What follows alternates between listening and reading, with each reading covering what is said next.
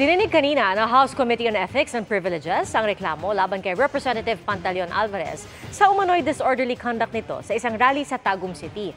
Ang nagreklamong mayor, expulsion o pagpapatalsik sa kamera ang nais na parusa sa kongresista. Nakatutok si Tina Panganiban Perez. Sinimulan ng tinggi ng House Committee on Ethics and Privileges ang mga umano'y libelous at seditious na pahayag ni Davao del Norte 1st District Representative Pantaleon Alvarez sa rallying ito sa Tagum City na ugat ng inihaing reklamo laban sa kanya ni Tagum City Mayor Ray Uy. Kanina nagharap ang dalawa sa pagdinig ng komite na sarado sa publiko. Kabilang din sa reklamo ni Uy ang pagiging pala-absent umano ni Alvarez. Sabi ni Uy, kahit matagal na silang best friends ni Alvarez, hindi raw niya mapapalampas ang ginawa nito sa rally. During the rally,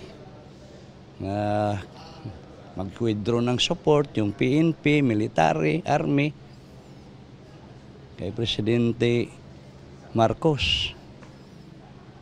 To us, that's unacceptable.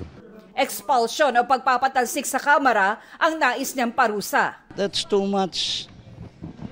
Huwag natin gagawin yung freedom of speech na maski ano na lang isabi natin sa kapwa nating mga opisyal. Siya nag-apologize eh. The damage has been done. Sir, kung magsasorry siya? Too late na hero. Sabi ng isang miyembro ng komite, mabigat ang panawagan ni Alvarez sa AFP na talikuran ng Pangulo. Binabanggit na let us not support the administration anymore. No? Sa akin, that will even go to the borders of unconstitutionality. Ano man ang maging hatol, umaasa ang isang kongresista na nakabasa ito sa rules ng Kamara. Ang ayaw lang natin na maulit halimbawa, no?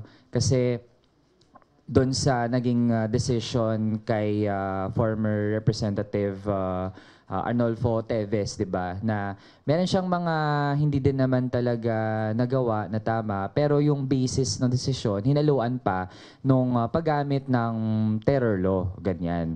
Kaya yung ganon bawa siya ng credibility ng buong desisyon, kaya nagmumukhang edi political talaga yung naging move.